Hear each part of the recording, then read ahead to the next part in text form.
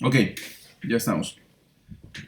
Entonces, vamos a comenzar ya formalmente la segunda unidad. La primera unidad normalmente pues es una introducción al lenguaje que se va a utilizar, en nuestro caso Python.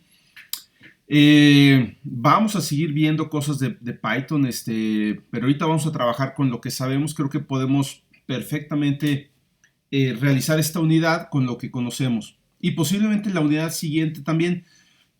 Nada más que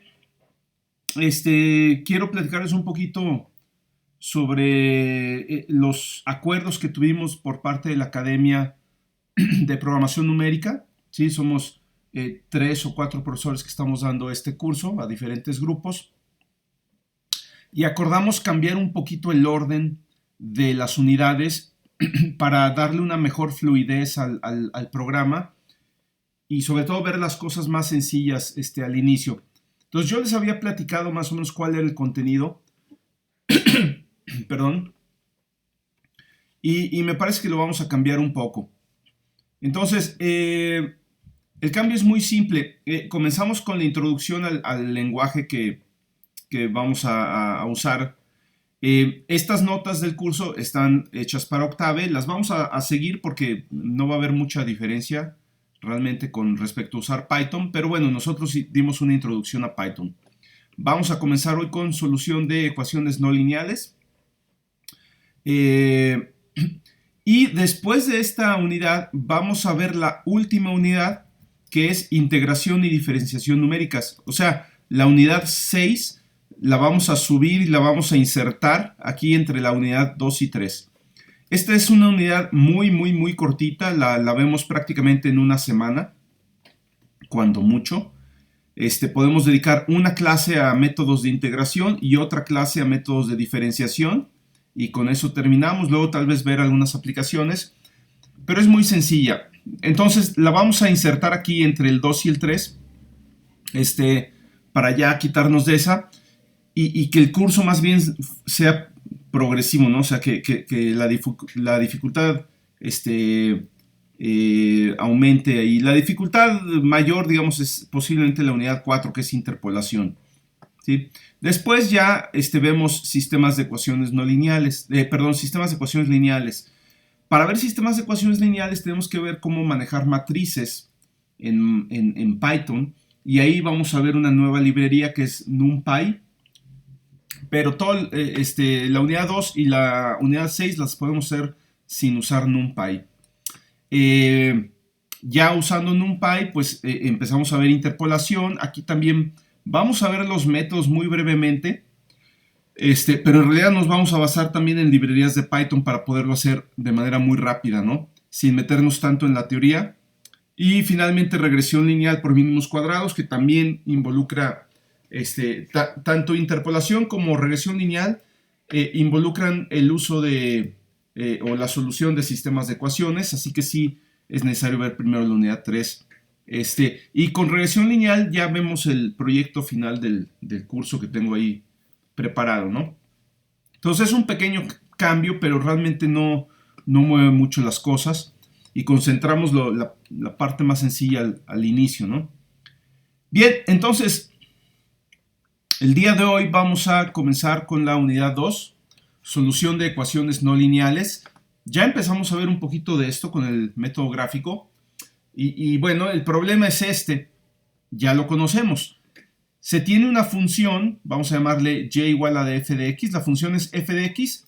Normalmente la variable independiente le vamos a llamar x, y a la variable dependiente le vamos a llamar y. Y lo que queremos es encontrar las raíces de esta función f de x, es decir, aquellos valores de x para los que f de x vale 0. ¿Sí? En algunas funciones, para algunas f de x, esto se puede hacer de manera analítica, con toda la exactitud y con toda la precisión posible, o sea, obtener las raíces exactas. Pero en otros casos el problema no se puede resolver de manera analítica, y entonces tenemos que recurrir a métodos numéricos, ¿sí? O sea, métodos que estiman o aproximan la raíz usando distintos algoritmos. Entonces obtendríamos una raíz aproximada, no la verdadera, pero una aproximación que puede ser tan cercana como nosotros queramos a la verdadera, o que puede tener tanta precisión como nosotros queramos, ¿sí? Esto ya lo comenzamos a hacer por el método gráfico. El método gráfico nos va a seguir sirviendo mucho para localizar inicialmente por dónde están las raíces. Esto es importante. Siempre hay que graficar la función. Esto es importante, ¿ok? Un problema básicamente equivalente a este, déjenme lo pongo de manera más general en el pizarrón, ¿sí? Entonces, raíces, no sé por qué está verde, raíces de ecuaciones, más bien raíces de funciones o solución de ecuaciones. Las funciones tienen raíces, las ecuaciones tienen soluciones. Solución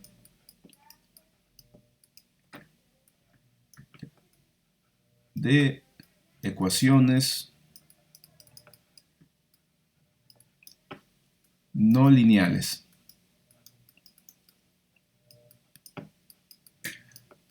Y me falta decir no lineales de una variable, o sea, con una sola variable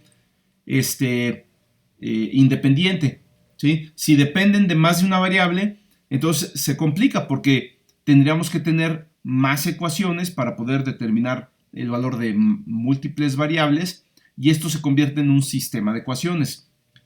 Más adelante vamos a ver un caso particular de sistemas de ecuaciones, que son los sistemas de ecuaciones lineales, pero obviamente hay otros que son todavía más complicados, ¿no? Entonces vamos a ver solución de ecuaciones no lineales, ¿sí? El problema que queremos resolver, es básicamente este. Resolver la ecuación f de x igual a 0. ¿Sí? ¿Qué valores de x? Yo tengo una función que depende de x, nada más, ¿sí? Y quiero ver para qué valores de x me da 0, ¿sí? Ese es el problema, ¿sí? Alternativamente,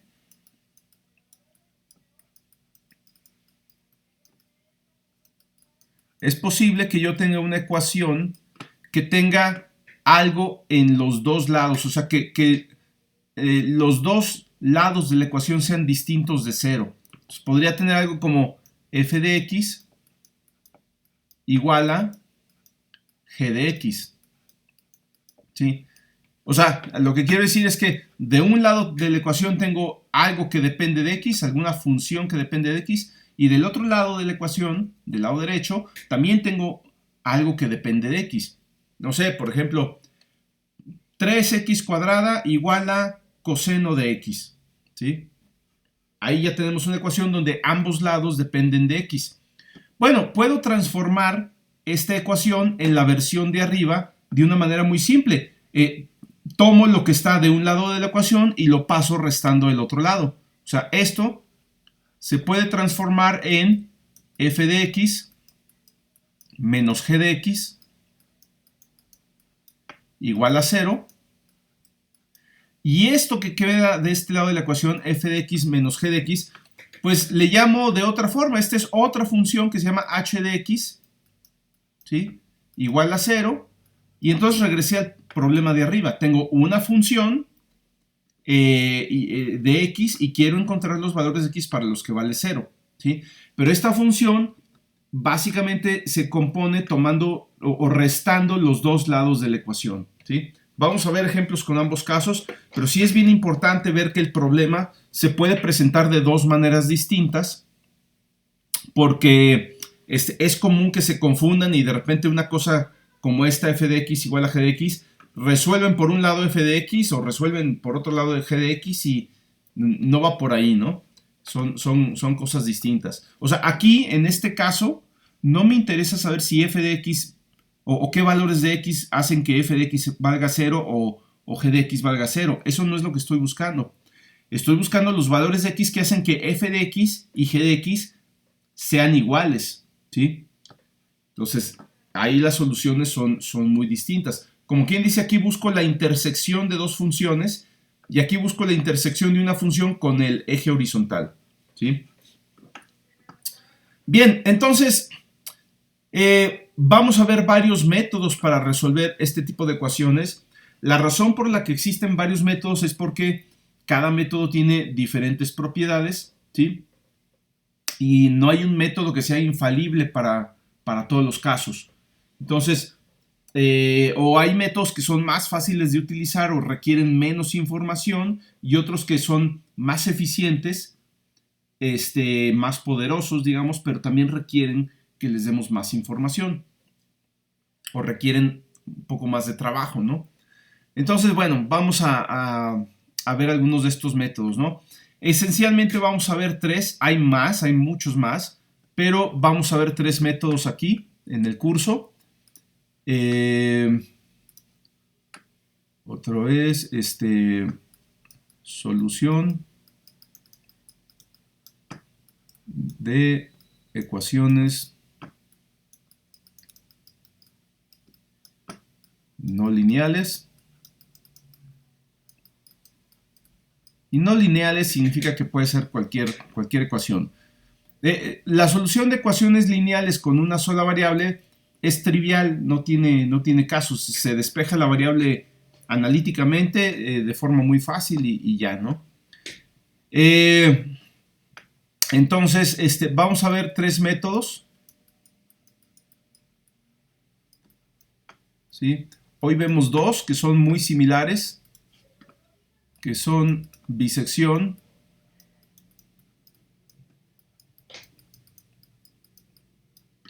y falsa posición.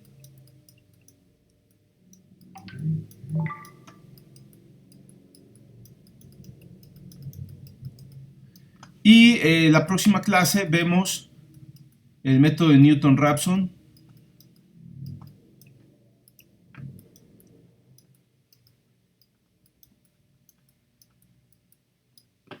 Y vemos esos tres métodos. Después vamos a ver aplicaciones particulares a polinomios, que es un tipo particular de ecuaciones no lineales que, bueno, se utilizan en muchos lados, ¿no? Son muy comunes. Entonces, bien, vamos a comenzar con el método de bisección.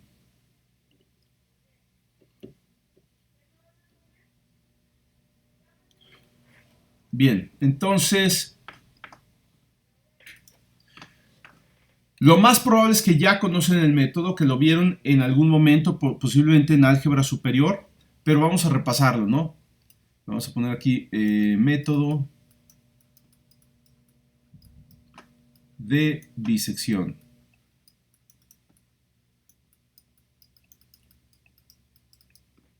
¿Sí? Entonces vamos a suponer que tenemos una ecuación. Y lo que voy a hacer ahorita es simplemente ilustrar el método de manera gráfica, ¿sí? Vamos a suponer que tenemos por ahí una función continua, ¿sí? Lo que queremos resolver es esto, f de x igual a 0. Y vamos a suponer que f es continua. Al menos continua en un rango suficientemente grande alrededor de la raíz que nos interesa, ¿no? Entonces vamos a suponer que vamos a pintar una f de x. Vamos a suponer que es así, ¿no? Déjenme pinto otra porque esa parece casi una línea. ¿Sí? Esa es nuestra función f de x, esta curva roja, ¿no?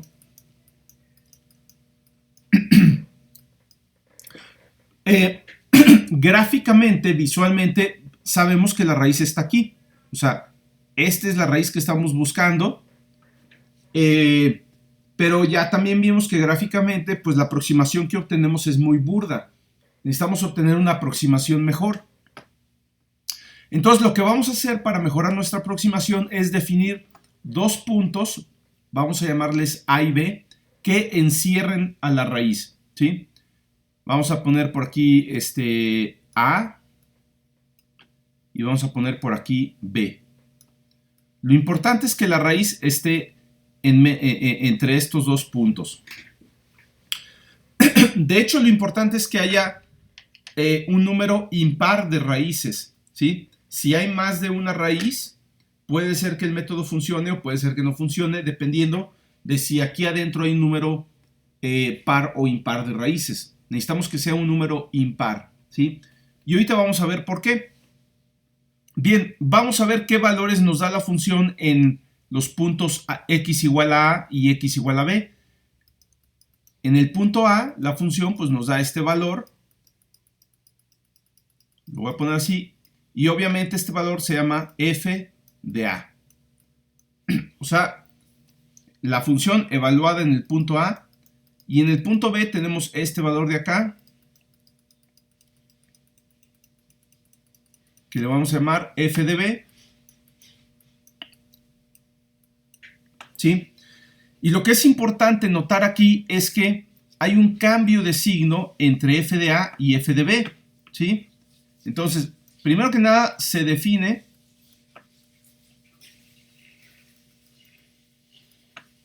un intervalo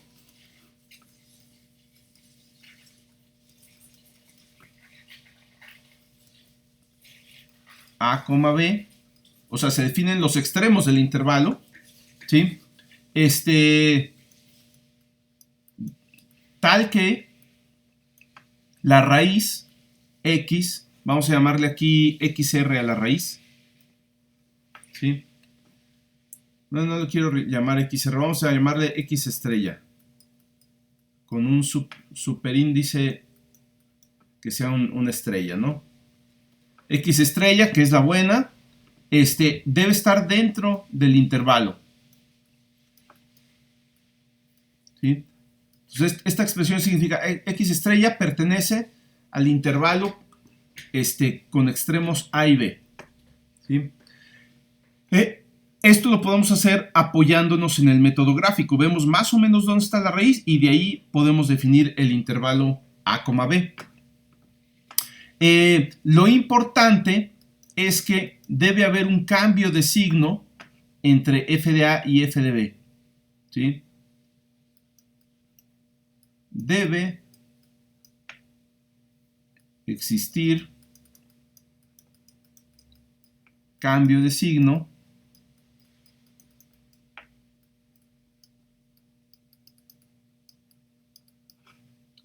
entre f de A y f de B. Si no hay cambio de signo, no podemos aplicar el método y no podemos encontrar la raíz. ¿Sí? Y se acabó. Bien, entonces estas son como que los preliminares del método, ¿no? Esto lo tenemos que checar para asegurarnos de que podemos aplicar el método. Una vez que ya estamos seguros que hay un cambio de signo entre f de A y f de B, lo que vamos a hacer es partir el intervalo a la mitad. Vamos a encontrar el punto medio, ¿sí? Vamos a encontrar el punto medio, que en este caso quedaría por aquí. Lo voy a poner aquí de color azul. Y a este punto medio le voy a llamar XR, ¿sí? Entonces, se calcula el punto medio. Por eso se llama bisección, porque básicamente el intervalo entre A y B se parte justamente por la mitad. XR es igual a... ¿Cómo calcularíamos el punto medio? Bueno, básicamente podemos calcularlo como el promedio entre A y B. A más B entre 2. ¿Sí? O podrían calcularlo como empezar de A y sumarle la distancia que hay, la mitad de la distancia que hay de A a B. La distancia de A a B, suponiendo que B es mayor que A, ¿sí? Aquí se supone que B es mayor que A, ¿no? Vamos a ponerle B mayor que A. Entonces la distancia de A a B es B menos A. La mitad de la distancia sería B menos A entre 2, que esa es la distancia que hay de A a XR. Y entonces XR también lo puedo calcular como A más B menos A entre 2. Si hacen los cálculos van a llegar a A más B entre 2 otra vez, ¿no? Entonces, bueno, el cálculo es muy fácil, ¿sí? Ahora, este XR es una primera estimación de la raíz, ¿sí? O sea, esta es una estimación de la raíz. Estimación significa aproximación. Esta es nuestra estimación, ¿sí? Bien, lo que vamos a hacer después, esta estimación obviamente pues no va a ser correcta, por lo general no va a ser correcta. Aquí podemos ver que la verdadera raíz está un poquito más a la derecha que donde quedó XR, ¿sí? En general, XR puede quedar a la derecha o a la izquierda de la verdadera raíz, no sabemos dónde, ¿no? Pero lo que vamos a hacer a continuación es lo siguiente. Nosotros podemos saber si la raíz verdadera queda a la izquierda o a la derecha de XR de una forma muy sencilla. Podemos calcular f de XR, o sea, el valor de la función en XR, que sería este valor, esta altura, digamos.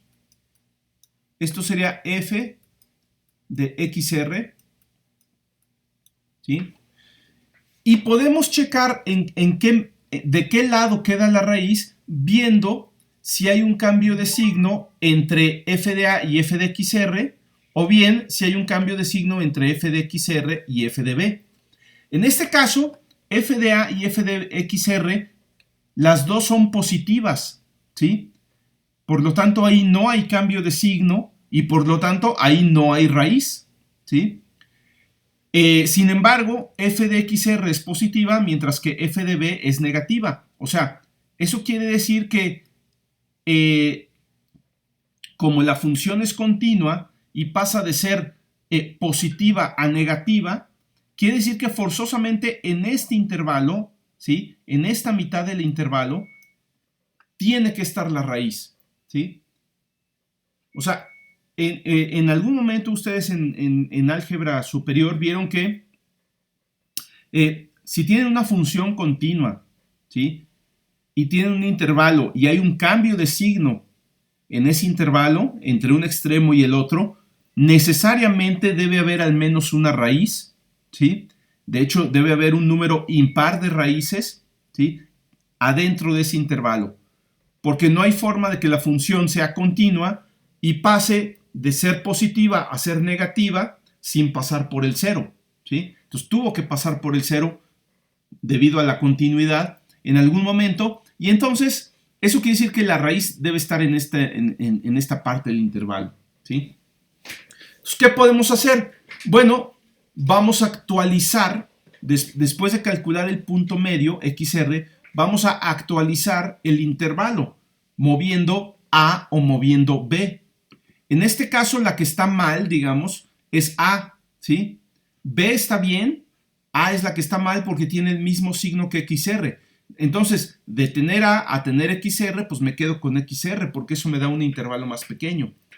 Y en este caso, yo tendría que actualizar A haciéndolo igual a XR, ¿sí? Una vez que yo sé en qué mitad del intervalo está la raíz, actualizo el extremo opuesto, el que no está en esa mitad del intervalo, ¿sí? Y voy a hacer el intervalo más pequeño, ¿sí? En este caso, para esta función en particular, lo que tendríamos que hacer es hacer A igual a XR. Esto lo pongo en términos de programación y no de matemáticas. A no es igual que XR matemáticamente hablando. Esta es una asignación, ¿sí? Entonces, modificamos el valor de A para hacerlo igual a XR, ¿sí? Y hacemos que el intervalo se haga más pequeño. Y entonces volvemos a repetir todo el procedimiento. Digo, ya no tenemos que checar que hay un cambio de signo porque sabemos que ahí está el cambio de signo. Pero entonces volvemos a calcular el punto medio. Digamos, ahora este sería A. Volvemos a calcular el punto medio entre estos dos. Ese va a ser mi nuevo XR. Y ahora resulta que, por ejemplo, la raíz queda del lado izquierdo, en la mitad izquierda del nuevo intervalo, ¿sí? O sea, a la izquierda de la estimación. Entonces ahora el que voy a actualizar es B. B es el que está muy lejos. Vamos a acercar B hacia XR, haciendo B igual a XR. Y entonces ahora me voy a quedar con un intervalo más pequeño, ¿sí? Esto yo lo repito varias veces y el intervalo se va a ir haciendo cada vez más pequeño, más pequeño, más pequeño, encerrando siempre a la raíz, hasta que el intervalo sea tan pequeño que prácticamente yo ya puedo decir, aquí está la raíz, ¿no? Y esto lo puedo decir con toda la precisión que yo quiera, o bueno, que me permita tener la computadora con el tipo de datos que esté usando, ¿no? Float o double o lo que sea, ¿no? Entonces, bien, esta es la idea que creo que la mayoría ya la conocen. ¿Hay alguna pregunta sobre cómo funciona el método de bisección?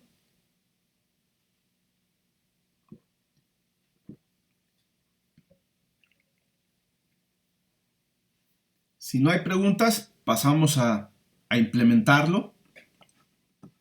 Entonces, para la implementación, déjenme paso a las notas del curso, ¿sí?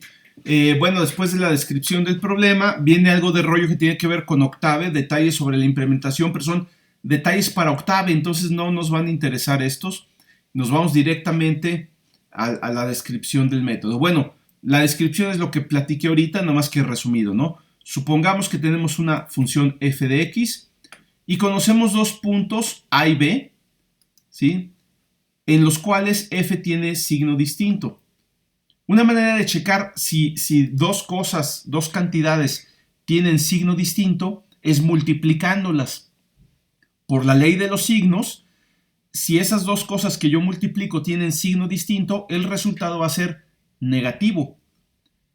Si tienen el mismo signo, el resultado va a ser positivo, ¿sí? Entonces, yo aquí podría checar fácilmente si A y B tienen signos distintos, multiplicando f de A por f de B, y si esto me da menor que 0, pues es porque tienen signos distintos, ¿sí? Si yo encuentro dos puntos que tienen signos distintos en la función y la función es continua, entonces podemos asegurar que existe al menos una raíz de la función en ese intervalo, ¿sí? De manera más general, podemos asegurar que existe un número impar de raíces. ¿Por qué impar? Porque vamos a suponer que yo tengo un intervalo, ¿no? Y vamos a pensar en varias funciones. Este es A y este es B, ¿sí? Puedo tener una función que tenga un cruce. O sea, vamos a pensar en una función que cambie de signo, ¿sí? Tengo que tener un cambio de signo entre A y entre B, ¿sí? Y vamos a pensar que esta función cruza una vez el eje de las X, o sea, puede cruzar una vez, ¿sí? Y ahí hay una raíz, esta es la raíz, ¿sí? Pero ¿qué pasa si la función cruza dos veces el eje de las X? O sea, si la función tiene dos raíces. Bueno, pues una raíz pasaría de los positivos a los negativos y para que hubiera otra raíz tendría que pasar de los negativos a los positivos. Y entonces al final la función ya me quedó con dos raíces, pero sin cambio de signo. Aquí no hay cambio de signo entre f de A y f de B. Las dos son positivas. Entonces yo no puedo detectar este caso con el método de bisección. En cambio, si tengo una función que tiene tres raíces, ¿sí? Cruza una vez, ahí está una raíz, cruza otra vez, ahí está otra raíz, y para la tercera raíz tiene que volver a cruzar, ¿sí? Entonces tengo una, dos, tres raíces, y aquí sí hay cambio de signo. F de A es positiva, F de B es negativa, ¿sí? Entonces, bueno, creo que no está muy difícil ver que si el número de raíces dentro del intervalo A, B es impar, entonces va a haber un cambio de signo entre f de A y f de B. Si el número de raíces es par, no va a haber un cambio de signo. Entonces, bueno, me interesa que sea un número impar porque quiere decir que al menos hay una, ¿sí? Entonces, Podemos reducir este intervalo, por ejemplo, que es lo que hace el método de bisección, partiéndolo por la mitad, o sea, calculando el punto medio entre A y B, que es A más B entre 2, y luego ver en qué mitad se presenta el cambio de signo, ¿sí? Esto lo hacemos checando el valor de la función en el punto medio, ¿sí? Viendo si tiene el mismo, o más bien, si tiene signo diferente que f de a o signo diferente que f de b.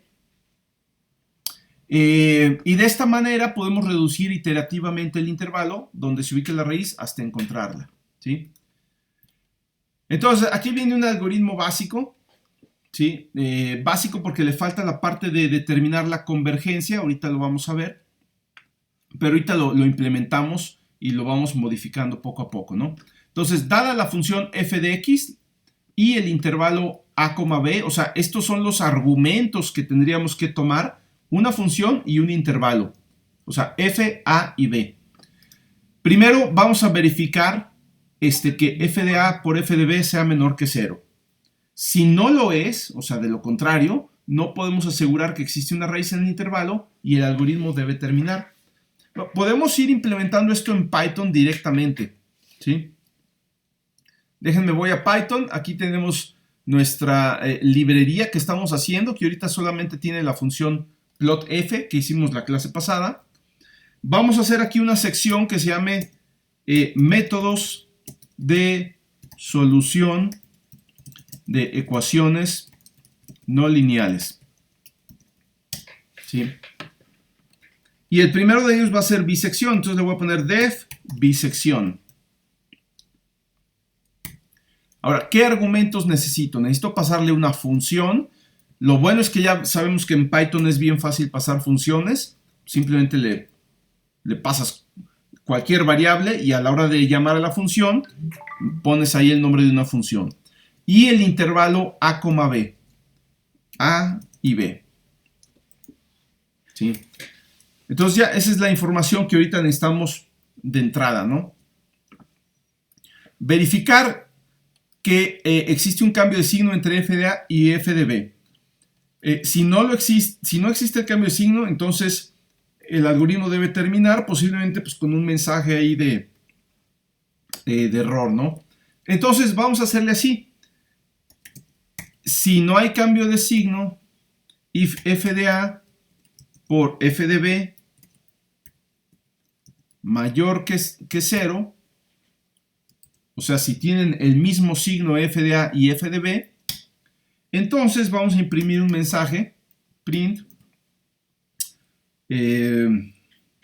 error, no hay cambio de signo entre f de a y f de b. Y ya aquí termina la función return y ahí se acaba la función.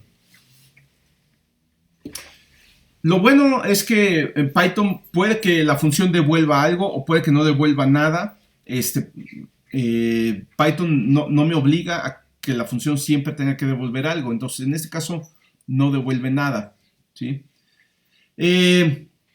Bien, para continuar, vamos a iterar hasta que XR converja. Ahorita vamos a ver eso cómo lo hacemos, pero por lo pronto vamos a hacer un ciclo. Voy a hacer un ciclo while, ¿sí?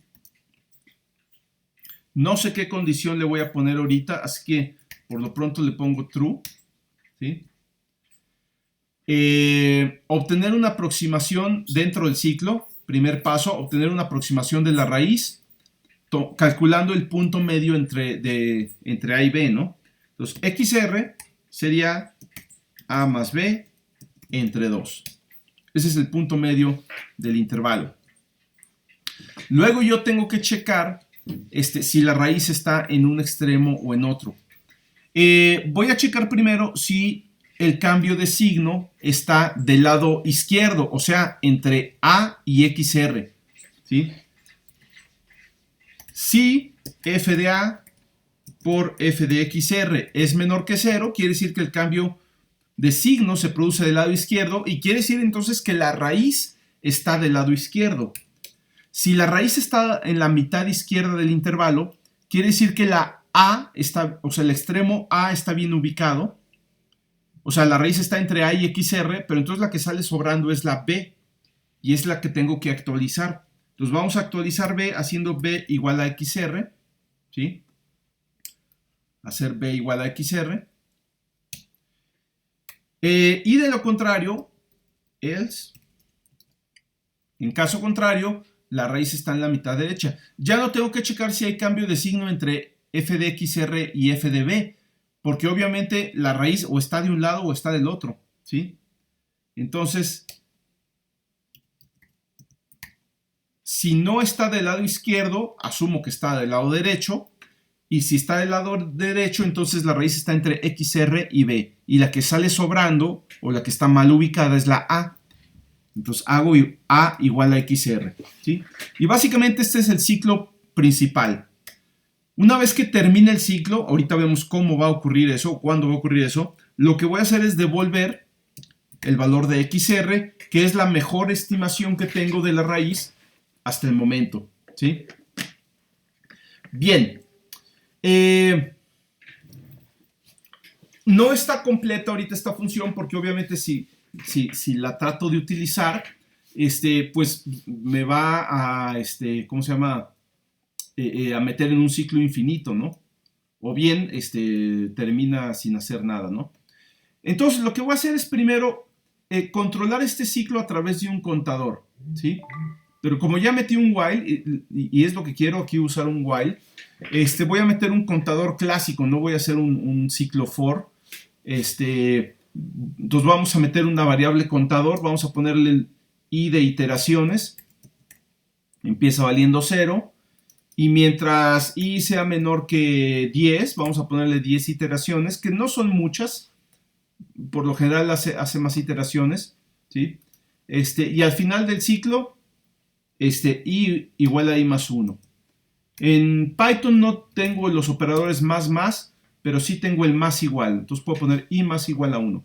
Entonces, esta i no es más que un contador de iteraciones que ahorita me proporciona un mecanismo para detener el ciclo de alguna manera, ¿sí? Y otra cosa que voy a hacer es imprimir los valores que me están surgiendo aquí, imprimir el intervalo, imprimir el valor de XR, etcétera, ¿no? Entonces, esa impresión la tengo que hacer antes de modificar el intervalo. Entonces, lo voy a hacer aquí justamente. Entonces, vamos a poner aquí print. Vamos a poner A.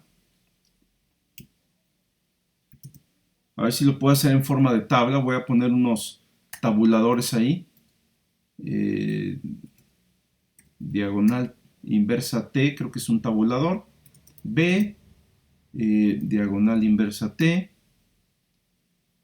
Y XR. Vamos a imprimir aquí arriba. Creo que también voy a imprimir el número de iteración.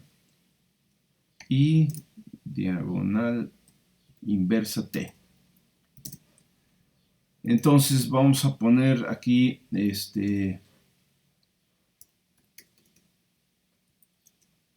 print. Vamos a hacer una tabla, entonces vamos a poner print iteración diagonal inversa T, A diagonal inversa T, B diagonal inversa T y XR.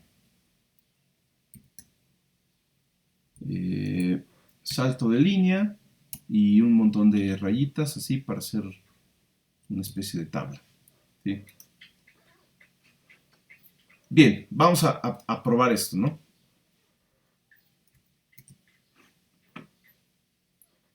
Bien, denme un segundo y ahorita lo probamos. Voy a apagar un momento la cámara.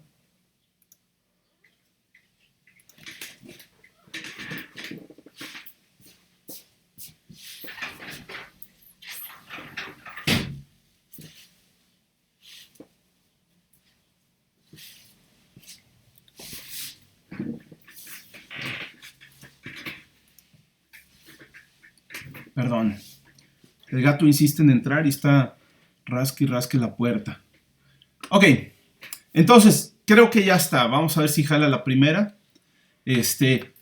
Primero que nada, vamos a definir una función. Esta es mi librería. Aquí es importante esto. Esta es la librería de funciones que yo voy a estar usando para trabajar, ¿sí? Por otra parte, voy a tener scripts de Python donde yo haga mis ejemplos o mis tareas o ejercicios o el proyecto o lo que sea. Sí me parece importante separar una cosa y otra, porque esta es la librería de donde podemos nosotros tomar las funciones que requerimos, mientras que lo otro pues son ejercicios, tareas y hay que tratar de organizar y no revolver todo, ¿no? Entonces yo no voy a definir aquí la función de un ejercicio, más bien esa la defino afuera, ¿no? Entonces vamos a tomar algún ejercicio de ejemplo. Déjenme ver si viene aquí algún ejemplo. Aquí, ¿sí? Encontrar la raíz de f de x igual a x más logaritmo de x, ¿sí? Entonces vamos a definir esta función. Podría meterla como una función lambda, tanto aquí en bisección, pero en realidad como la quiero usar para varias cosas, la quiero graficar y todo eso. Entonces voy a definir una función aquí. Vamos a llamarle f. F de x, return, x más, me va a faltar la librería de matemáticas, m.log x. No la puedo usar ahorita porque no se sabe qué es m, ¿sí? Si trato de usar ahorita f de 1, por ejemplo, aparece un error porque m no está definido. Eso es algo padre de Python. Ustedes pueden definir funciones que usen cosas que todavía no definen. Todo lo contrario del lenguaje C, ¿sí? Porque esto no se compila, esto se interpreta. Entonces, hasta que llamas a la función, Python se da cuenta de que esta cosa no existe. Pero mientras no llames a la función, pues no se trata de ejecutar lo que está ahí, ¿no? Entonces vamos a import mat as m, ¿sí? Y ahora sí, puedo llamar a la función f de 1 es igual a 1, ¿sí? Vamos a graficar la función para ubicar la raíz, más o menos saber dónde está. Entonces vamos a poner plot f,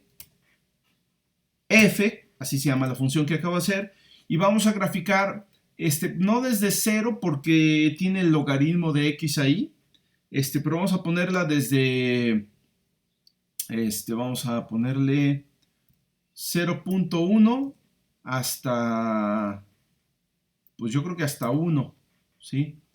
No, debe estar en ese intervalo. Entonces ya está la gráfica, debe aparecer aquí en la sección de plots y aquí está, ¿no? Es una función que ya habíamos visto por ahí, la raíz está aquí, aquí se ve como en punto 56, punto 57, si no mal recuerdo, ¿no? Entonces ahí está la gráfica. Y vamos a llamar a la función bisección con el mismo intervalo. Este intervalo está bien, o sea, la raíz está dentro de este intervalo de 0.1 a 1. Podría ponerle un intervalo más pequeño, por ejemplo, de 0.4 a 0.6 o lo que sea, ¿no? Pero vamos a llamar a bisección de la función f con el mismo intervalo, 0.1 a 1, ¿sí? Y bueno, la tabla no salió así súper guau como yo quería, pero no salió tan mal tampoco. Y aquí está, IT es el número de iteración, 0, 1, 2, 3, 4, 5, 6, 7, 8, 9. Nada más hace 10 iteraciones. A y B son los extremos, inicialmente es 0.1 y 1. Y XR, pues es la estimación de la raíz, que básicamente siempre va a ser el punto medio entre A y B. ¿Sí? En este caso, 1 más 0.1 es 1.1 entre 2, 0.55. En este caso la raíz está arriba de 0.55, por lo tanto está entre XR y B, ¿sí? Entre XR y B, y entonces vamos a actualizar A haciéndole igual a XR para tener un nuevo intervalo que contenga la raíz, pero que esté mucho más pequeño, bueno, la mitad de pequeño, ¿no? El nuevo intervalo sería 0.55 a 1. De ahí calculamos el punto medio, que me da 0.775. Seguramente la raíz está abajo de este valor, claramente. Entonces va a quedar en la mitad izquierda del intervalo. Por lo tanto, A está bien puesta y la que tenemos que modificar es B. Este punto 775 lo pasamos ahora a B y este es el nuevo intervalo. Y así nos la vamos llevando, ¿sí? Y si se fijan, la estimación de la raíz al principio empieza como que a brincar por todos lados, pero eventualmente va convergiendo, ¿sí? Punto 66, punto 6, punto 578, puntos 564, punto 571, 567, 565, 566, y ya ese es el valor con el que nos quedamos al final. Igual y no es el mejor valor, pero digamos, no es la raíz más precisa, pero es con el que nos quedamos al final, ¿sí? Tendríamos que hacer más iteraciones para tener una mejor estimación. Vamos a ver qué tan buena es nuestra estimación, y esto lo vamos a ver de dos maneras, ¿no? Primero, pues vamos a ver qué tan cerca está de cero, digamos, f de xr, ¿no? Entonces, algo que no les había dicho sobre Spyder, el editor de Spyder y la interfaz aquí que tenemos de la consola de IPython, pero seguramente se han fijado, en cada línea donde ustedes pueden poner una instrucción, la línea empieza con in y aquí un subíndice 1, ¿sí? Y lo in subíndice 2, in subíndice 3, ¿sí? In subíndice 4, in subíndice 5. Y en algunos casos donde la instrucción que ustedes realizan les devuelve una salida, aparece out subíndice algo. Normalmente este subíndice corresponde con el mismo in, ¿sí? Estos in y out en realidad son arreglos, ¿sí?, de Python que se están generando ahí, ¿sí? Y donde se están guardando todas las instrucciones que ustedes ingresan y todas las salidas que devuelve la instrucción que ingresaron cuando les devuelve una salida, ¿sí? Aquí está otra. Entonces, por ejemplo, podemos poner, por ejemplo, print in subíndice 7, ¿sí? Aquí estoy en in subíndice 8, pero in subíndice 7 fue esta instrucción. La podemos imprimir y ahí está, bisección, ¿sí? F,0.1,1. O sea, se va guardando todo el historial de instrucciones y podemos también tener disponibles las salidas. Entonces yo puedo, por ejemplo, hacer algo como esto. ¿Cuánto vale la función f en out subíndice 7? ¿Sí? No, me da flojera teclear todo este valor y no quiero regresar a poner esto y guardarlo en una variable, porque ya está guardado en una variable. Esa variable se llama out subíndice 7, ¿sí? Y eso es lo que me da. Si se fijan, pues es algo cercano a cero, pero realmente no tan cercano a cero. O sea, pues toda es una cantidad que uno puede describir así con palabras, ¿no? Punto 001 o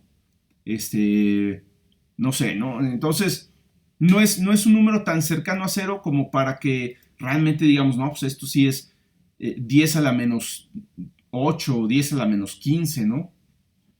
Esto es solamente 10 a la menos 3, o del orden de 10 a la menos 3, de milésimas, ¿no? Entonces, dependiendo de la precisión que uno quiera, puede que esto no sea suficiente. Entonces, tendríamos que hacer más iteraciones del método para tener mayor precisión. Ahorita estamos haciendo 10 iteraciones. Vamos a hacerlo, vamos a ponerle 20. ¿Sí?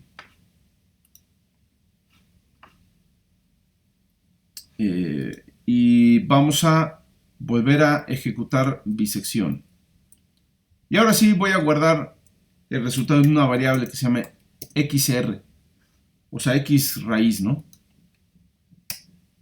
Ahora sí, ahí están las 20 iteraciones. En la iteración número 9, que es la 10ª iteración, yo tenía este valor, 0.566, ¿sí? Y ahora tengo, en la última iteración, después de 20, tengo este valor, que es 0.5671 y más números, ¿no? Pero fíjense, aquí hay algo interesante. Vamos a ver la iteración número 9, ¿sí? Fíjense que todavía se nota una diferencia en los primeros dígitos entre el extremo A y el extremo B, ¿sí? Aquí están, ¿sí? Los primeros dos dígitos son iguales, 0.56, pero después de eso ya cambian. Tengo 0.5658 y luego tengo 0.5675. Entonces, bueno, y a la mitad tengo 0.5666. Entonces realmente aquí puedo esperar que solo tengo dos dígitos correctos, el 0.56, ¿sí? Esos dígitos yo sé que están correctos, ¿sí? Los otros dígitos no están correctos o no lo puedo asegurar, ¿sí? Bien, cuando ustedes hacen una estimación de este tipo, normalmente que se realiza de manera iterativa, pueden dar la precisión en términos de algo que se llama el número de dígitos significativos, ¿sí? Es el número de dígitos, bueno, vamos a definir lo que son los dígitos significativos, ¿no?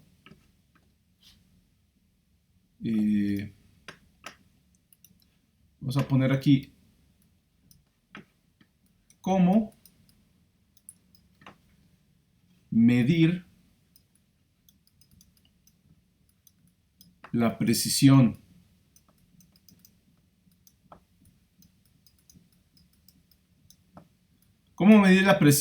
de los resultados, ¿sí? Es muy común que ustedes en secundaria y algo así les digan, pues escriban los resultados con 3 decimales de precisión, ¿sí? Entonces ya ustedes hacían sus cálculos, raíz de 2 igual a 1.414, quién sabe qué, y le paraban en 3 decimales de precisión, ¿sí? O pi igual a 3.1416, son 4 decimales de precisión, ¿sí? Bien, esto de usar decimales para medir la precisión, o sea, de medir la precisión en términos del número de decimales,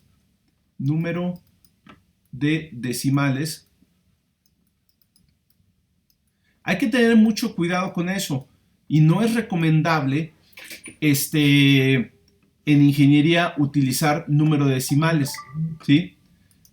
Porque, por ejemplo, tú podrías decir, pues, por ejemplo, 3.1416, tiene 4 decimales de precisión, ¿sí? Pues está chido, ¿no? 3.1416 es una buena precisión, digo, en muchas aplicaciones podemos usar ese valor de pi y estar contentos con eso. Pero ¿qué tal si ustedes tienen un número que es demasiado pequeño? ¿Sí? Por ejemplo, 0.000027528, ¿no? Pues resulta que aquí los 4 decimales de precisión son estos, ¿sí?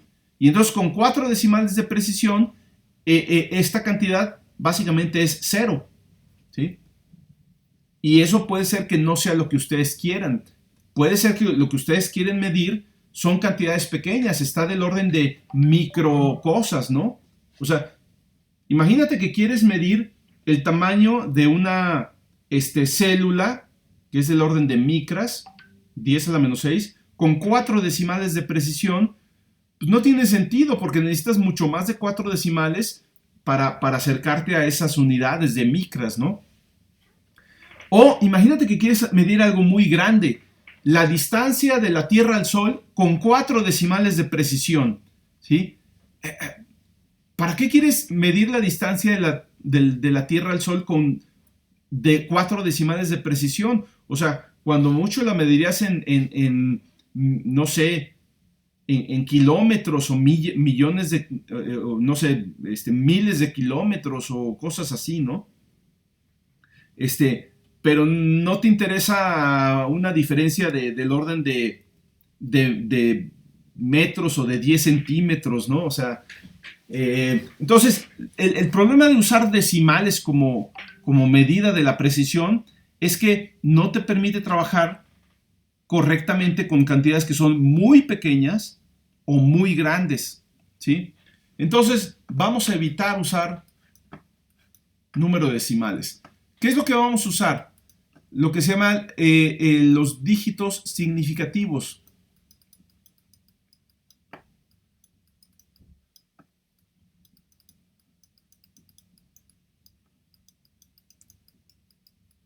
¿Sí? Los dígitos significativos se cuentan, ¿sí? El primer dígito significativo es el primer dígito que es distinto de 0 cuando lees el número de izquierda a derecha, ¿sí? Entonces, leyendo de izquierda a derecha, de izquierda a derecha,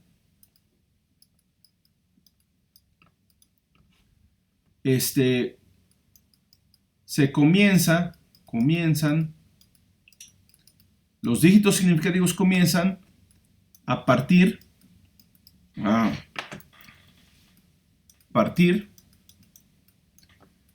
del primer dígito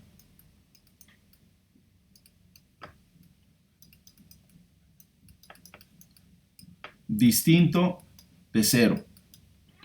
¿Sí? Entonces, vamos a ver cuánto es la distancia de la Tierra al Sol. Distancia Tierra-Sol. ¿Sí? 150 millones de kilómetros, ¿no? No sé qué tanta precisión se pueda tener.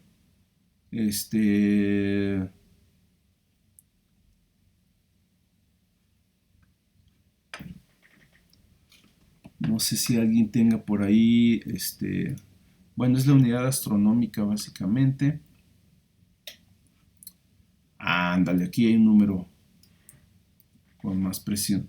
149,597, vamos a ponerlo. 149,597. Esto obviamente ya se midió con instrumentos muy precisos. 870, 700 metros.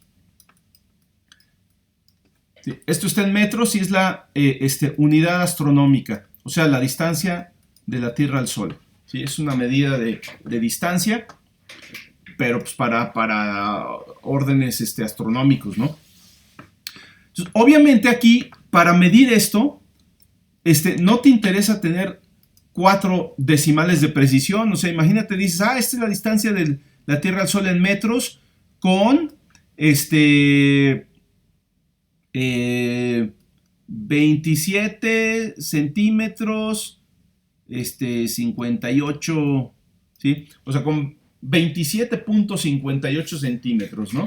O sea, ni siquiera sabemos si tenemos instrumentos capaces de medir estas distancias con precisión de centímetros, ¿sí? Entonces es ridículo pensar en tener 4 decimales de precisión para estas magnitudes. Aquí es donde entran los dígitos significativos, ¿sí? Los dígitos significativos se empiezan a contar a partir del primer dígito que es distinto de 0 cuando tú lees el número de izquierda a derecha, ¿sí? Por supuesto, aquí, en el caso de pi, los dígitos significativos comienzan aquí, de aquí en adelante, con este 3. Antes del 3 podemos asumir que hay puros ceros, ¿no? Entonces, aquí tenemos esta cantidad pi calculada con 4 dígitos significativos, perdón, con 5 dígitos significativos, ¿sí? Aquí son 5 dígitos significativos, ¿sí? Esta cantidad comenzaría a contar a partir de aquí los dígitos significativos. Entonces también tenemos aquí 5 dígitos significativos. todos estos ceros no los tomamos en cuenta, ¿sí? Esta cantidad, si contamos en dígitos significativos, sería a partir de aquí. Y si tomamos 5 dígitos significativos, igual que en los casos anteriores, pues tomaríamos básicamente estos 5 dígitos, ¿no? Aquí son 5 dígitos significativos.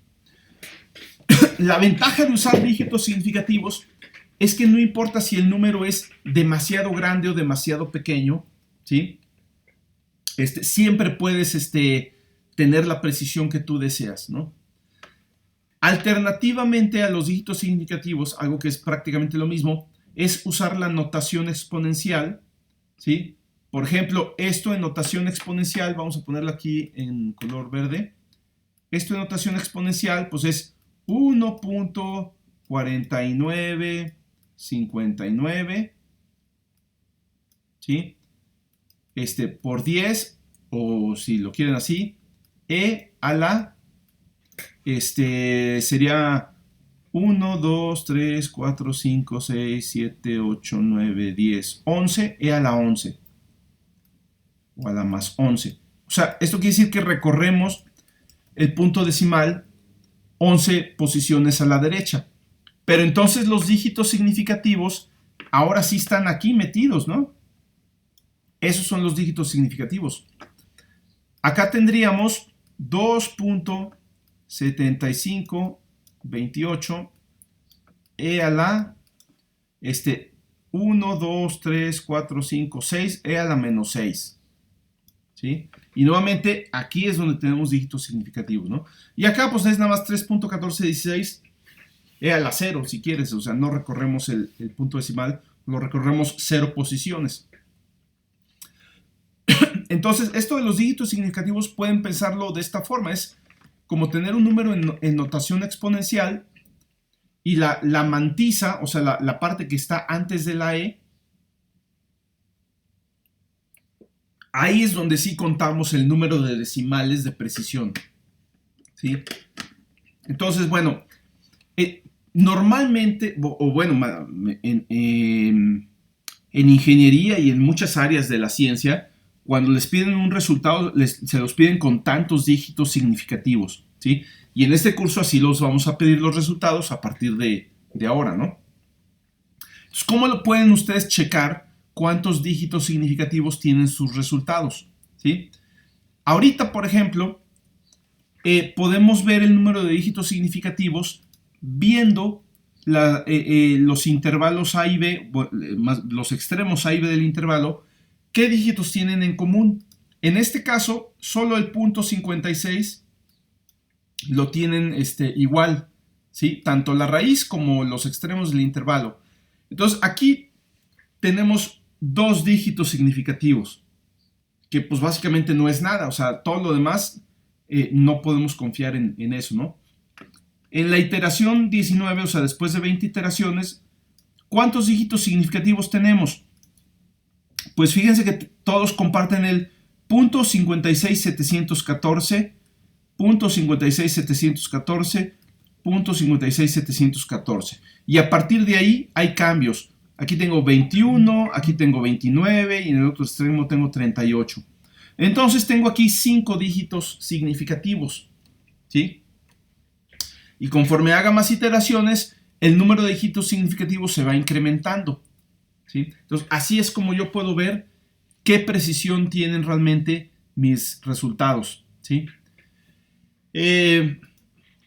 La otra forma, pues, es ver qué tan cerca estoy de la raíz. O sea, aquí puedo, originalmente con 10 iteraciones, yo estaba a una distancia de 0.001 de la raíz, ¿sí? O sea, yo, en términos del eje de las ordenadas, ¿no? Del eje vertical.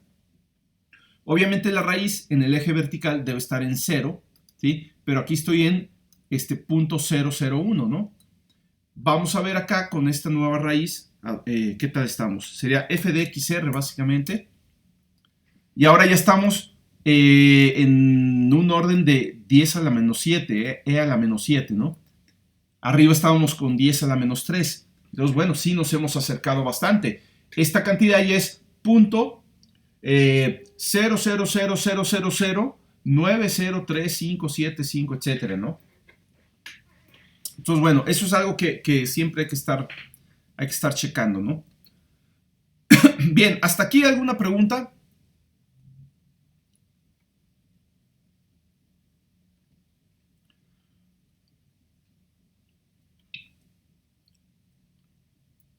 Creo que no, pero... ¿No? Ok, muy bien. Bien. Déjenme ver entonces las notas. Vamos a ver ahora sí cómo determinar la convergencia, ¿sí? Claro, uno puede medir la precisión. Aquí la estamos haciendo después de que se realizan los cálculos y viendo esta tabla, ¿sí? Bueno, viendo por ejemplo el último renglón de la tabla, podemos ver cuántos dígitos significativos tenemos. Si nada más nos dan la raíz, o sea, si nada más tuviéramos aquí el valor de XR, entonces sería muy difícil verlo, ¿no? Pero dado que tenemos el valor de A, el valor de B y el valor de XR, podemos ver cuántos dígitos comparten, ¿no? En este caso, los primeros 5 dígitos. Bien, pero ¿cómo podemos, dos cosas, cómo podemos desde el principio, antes de hacer los cálculos, decirle al algoritmo cuántos dígitos significativos queremos, ¿sí? Esa es una cosa. Y la otra cosa es cómo podemos hacer que el algoritmo se detenga automáticamente, ¿no? Cuando hemos alcanzado la precisión deseada, ¿sí? Sin tener que imprimir toda la tabla y que cuando el algoritmo nos dé el resultado estemos seguros que tiene la precisión que nosotros queremos, ¿sí?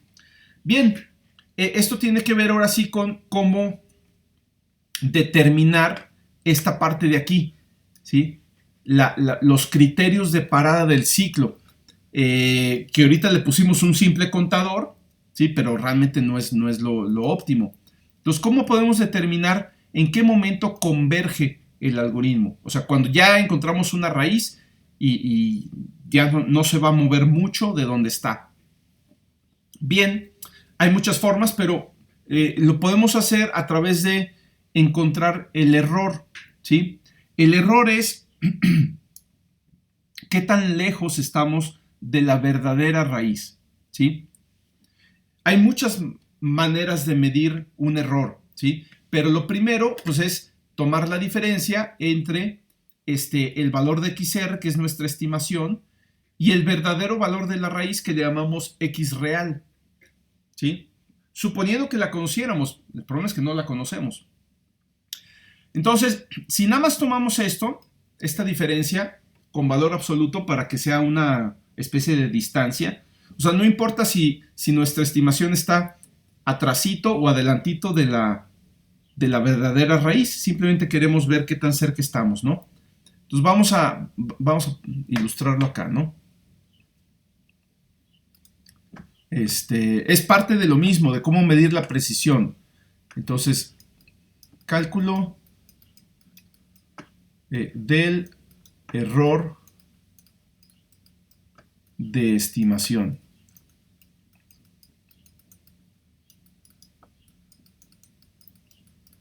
¿Sí?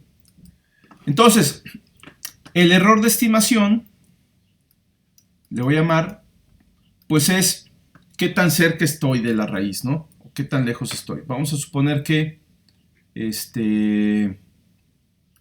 déjenme dibujar una gráfica aquí y ponerles un ejemplo.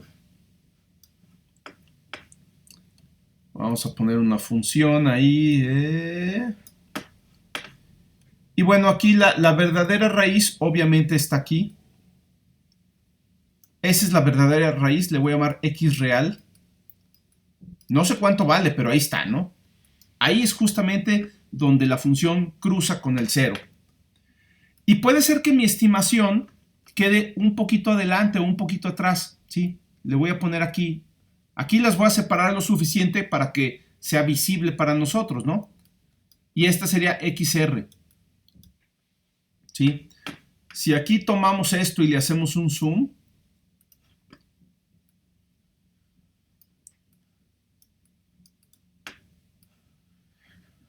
le ponemos una lupa ahí, entonces tendríamos aquí el eje de las X, aquí estaría X real, y la XR pues estaría por acá, ¿no? Bueno, aquí. ¿Sí? Y bueno, la función pues viene ya por aquí, ¿no? Ya muy cerca del 0. ¿Sí? Bien. Entonces, lo que nos interesa es qué tan cerca estamos de la verdadera raíz. Pues obviamente, una manera de medirlo es medir esta distancia. ¿Sí? Esta distancia, vamos a llamarle E, de error. ¿Sí? Entonces, el error, pues uno lo puede tomar como la diferencia entre X real menos la estimación XR. El problema es que si lo dejo aquí, a veces me va a dar positivo, como en este caso, o a veces me va a dar negativo si la XR está de este lado. Puede ser que mi XR haya quedado de este lado, pero por ejemplo, esta XR está todavía más cerquita, ¿no? Entonces, realmente me interesa nada más la distancia, no si está a la izquierda o a la derecha, y entonces le voy a poner aquí valor absoluto. ¿Sí?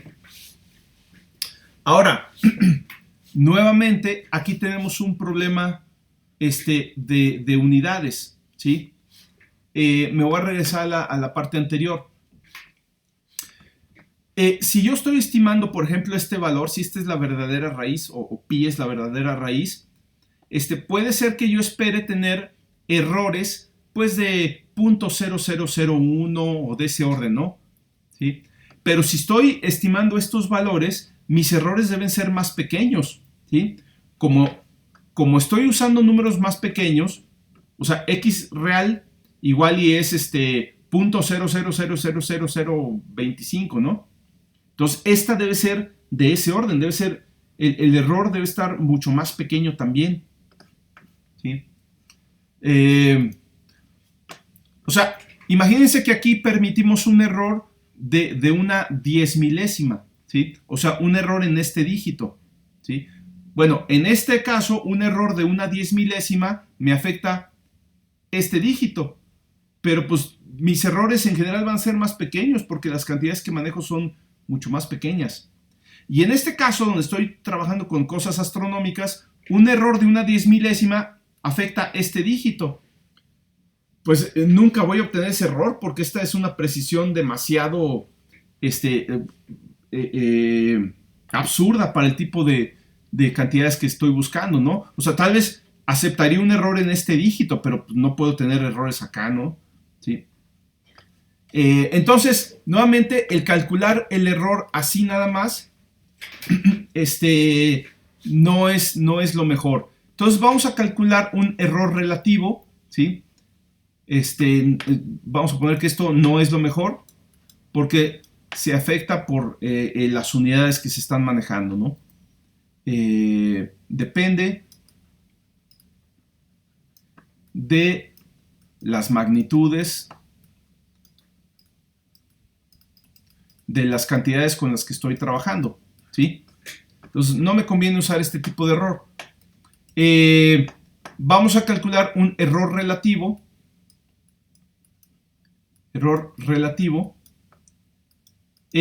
Tratando de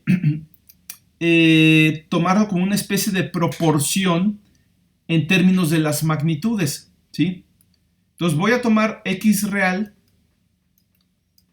menos XR, el mismo error de antes, pero lo voy a dividir entre una cantidad que sea más o menos de las mismas magnitudes de estas que estoy manejando.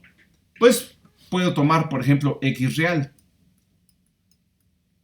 Y también le pongo valor absoluto porque yo no sé si X real es positivo o negativo, ¿no? ¿Sí? Pero aquí ya estoy, digamos, normalizando el error con respecto a cantidades del mismo tipo, ¿sí? Entonces, ahora sí, aquí un error relativo del orden de 0.01, o de 0.001, me afecta este dígito. Pero un error relativo del mismo orden, 0.001 o 0001, me afectaría ya estos dígitos de acá. Estos pues no tienen nada que ver. ¿Por qué? Porque voy a estar dividiendo entre el error entre una cantidad igualmente pequeña, ¿no? O acá entre una cantidad igualmente grande. Entonces ya un error relativo de 10 a la menos 4, pues ya me afectaría estos dígitos de acá, ¿sí? Entonces, conviene usar el error relativo, ¿sí? La desventaja del error relativo, pues vamos a poner como bien, pero tiene una desventaja que requiere que el denominador no sea 0, porque entonces ya no sirvió nada, ¿no? Entonces, x real, la raíz real debe ser distinta de 0, ¿sí? O estar suficientemente alejada de 0. Ahora, el problema con este error relativo es que depende del valor real de la raíz y pues yo no lo conozco. Si lo conociera, ¿para qué la estoy estimando con métodos de aproximación? ¿Sí? Entonces, aquí estoy usando una cantidad que no conozco. Bueno, vamos a estimar el error. Estimación del error relativo. ¿Sí? ¿Cómo puedo estimar el error relativo? Bueno, pues voy a tomar, no tengo x real, pero voy a tomar la mejor estimación que yo tenga de x real. Y como estoy haciendo un proceso iterativo para calcular la raíz, yo tengo la estimación más buena, o sea, la que acabo de calcular en esta iteración, y puedo conservar la estimación de la iteración anterior y calcular el error entre ellas, ¿sí? Entonces yo aquí podría tomar x, r, digamos que es mi estimación nueva, ¿sí? Menos la estimación anterior, x anterior, ¿sí? Y dividirla entre la mejor estimación que tengo hasta el momento, que es xr, ¿sí? Valor absoluto. Digo, aquí ya se lo pongo a todo, porque el valor absoluto de una división es la división de los valores absolutos. Entonces, esta ya es algo que puedo calcular, ¿sí? Y bueno, sujeto a que xr sea distinto de 0, obviamente, ¿sí? Lo cual nunca puedo asegurar porque xr pues es una cantidad que va cambiando de una iteración a la siguiente, ¿sí? Entonces, en realidad, yo lo que estoy haciendo es estimar la raíz, o sea, encontrar una aproximación de la raíz, ¿sí? Pero esa aproximación va a tener un error, ¿sí? Ahora, el problema es que este error no lo puedo calcular con exactitud porque no conozco el valor verdadero de la raíz. Entonces, ¿qué es lo que voy a hacer? Pues voy a aproximar, voy a estimar el error, ¿sí? Ya no solo estimo la raíz, sino también voy a estimar qué tan lejos estoy de la verdadera raíz. Y bueno, de esta forma podemos establecer un criterio de convergencia en términos de este error relativo, estimado. Cuando el error se haga lo suficientemente pequeño, o sea, cuando esta distancia se haga suficientemente pequeña, pues yo puedo decir que ya llegué lo suficientemente cerca de la verdadera raíz, ¿sí? Y ahí es cuando detengo el procedimiento, ¿no? Entonces, bien, básicamente es lo que se menciona aquí, ¿sí? Se calcula este error estimado, ¿sí? El XR nuevo, el que acabo de calcular, menos el XR anterior, ¿sí? Que lo tengo que guardar, dividido entre el XR nuevo, ¿sí? Valor absoluto, y esa es mi medida de error. Cuando el error es más pequeño que un cierto umbral, ¿sí?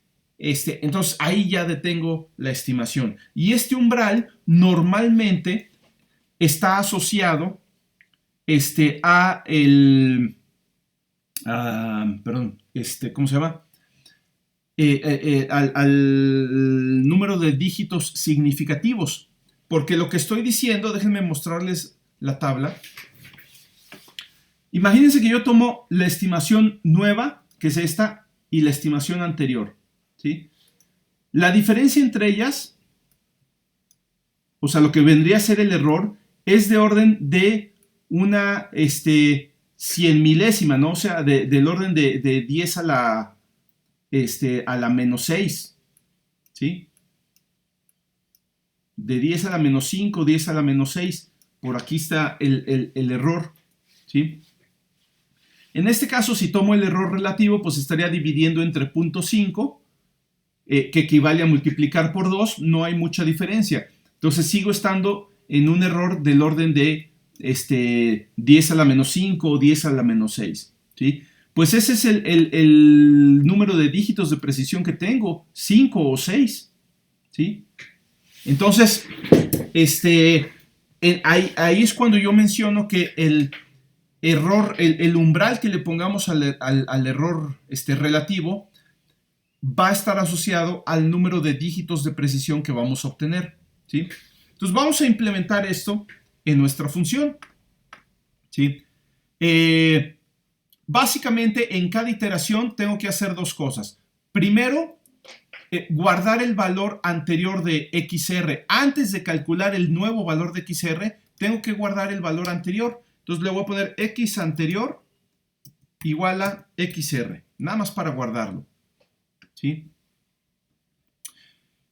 Luego vemos cómo se resuelve esto para la primera iteración, pero por lo pronto lo vamos a meter así, ¿no?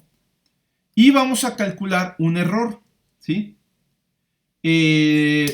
Después de calcular el nuevo valor de XR, la nueva estimación, podemos calcular el error igual a valor absoluto m.fabs, creo que sí es, no, m.abs.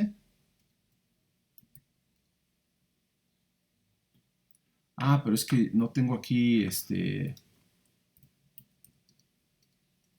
no, sí es FABS.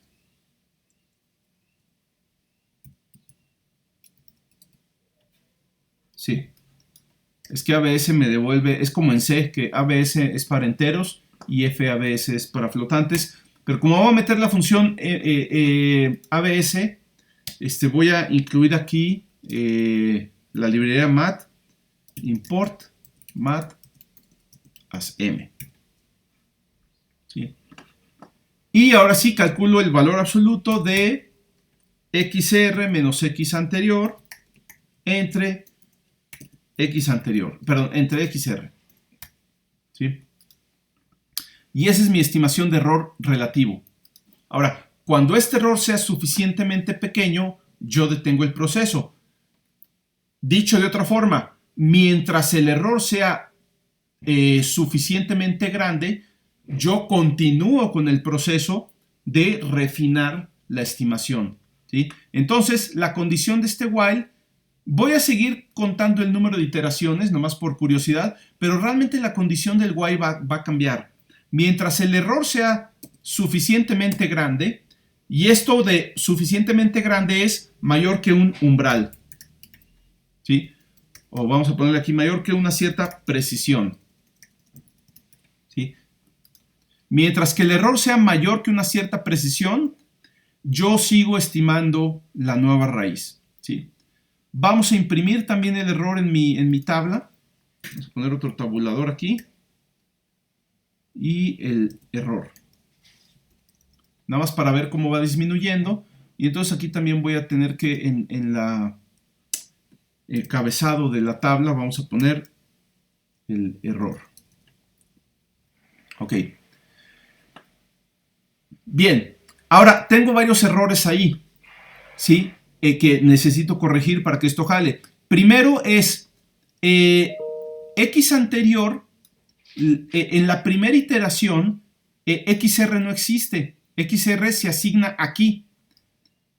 Entonces, en la primera iteración, X anterior le voy a asignar el valor de una variable inexistente. Tengo que inicializar XR con algún valor, ¿sí? Vamos a darle, para que no sea un valor arbitrario, vamos a tomar el valor de A o el valor de B, ¿sí? En principio, vamos a tomar A. No tomen aquí el punto medio, porque entonces X anterior y XR tendrían el mismo valor y el error les va a dar 0. ¿Sí? Esta diferencia va a ser 0. Entonces eso no queremos. Inmediatamente el ciclo va a terminar porque el error se hace 0 después de la primera iteración. Entonces voy a poner XR igual a y así al menos aseguro que la distancia entre X anterior y XR es la mitad del intervalo, ¿sí? Que es la distancia más grande que puede haber para calcular el error, ¿no? Entonces el error empieza siendo muy grande, lo más grande posible, ¿no? Y eso está bien para asegurar que entren las iteraciones, ¿no? La otra es que esta precisión pues la tengo que definir, ¿sí? Y tengo que darle un valor inicial a este error, porque nuevamente estoy usando el valor de error aquí, pero en realidad aquí lo estoy calculando por primera vez en la primera iteración. Entonces, inicialmente, cuando entra la primera iteración del while, esta variable error no existe. Vamos nuevamente a inicializarla. Debo inicializar error de manera que me asegure que va a entrar a este ciclo. Entonces, una manera de hacerlo es decir, error va a ser igual a precisión, pero necesito que sea mayor que precisión. Bueno, pues precisión más 1. Digo, es totalmente arbitraria la decisión, pero eso ya me asegura que esta condición va a ser verdadera la primera vez que entra el ciclo, ¿no? La última cosa que me falta es, ¿de dónde saco esta precisión? Bueno, pues vamos a ponerlo como un argumento. O sea, a veces yo voy a querer tener más precisión, a veces me van a pedir el resultado con 3 dígitos significativos y a veces me lo van a pedir con 8 dígitos significativos. Entonces, esa precisión debe ser un argumento de mi función bisección. Pero va a ser un argumento que le voy a dar un valor por default. Vamos a suponer que por default queremos 6 dígitos de precisión, ¿sí? Entonces yo pondría aquí una precisión de 10 a la menos 6. 1e menos 6. ¿Sí? O sea, el número de dígitos de precisión está relacionado con este umbral de la forma que el umbral es 10 elevado a la menos los dígitos de precisión que yo deseo, ¿sí? Entonces, pensando aquí en esta estimación, nosotros pondríamos que el umbral de error debe ser aproximadamente, le voy a llamar umbral, debe ser aproximadamente igual a 10 elevado a la menos dígitos significativos, donde ds, vamos a poner acá abajo, ds es el número de dígitos significativos deseados.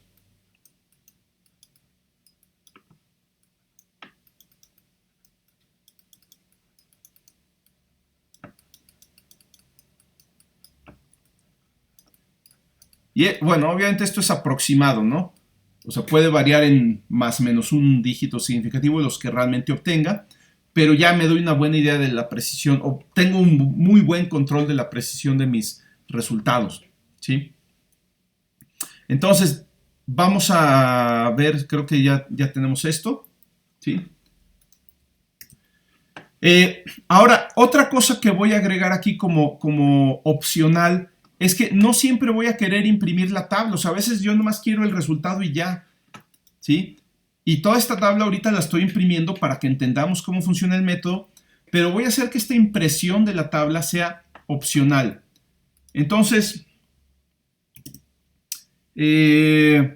vamos a agregarle un argumento más que sea booleano. Vamos a ponerle impresión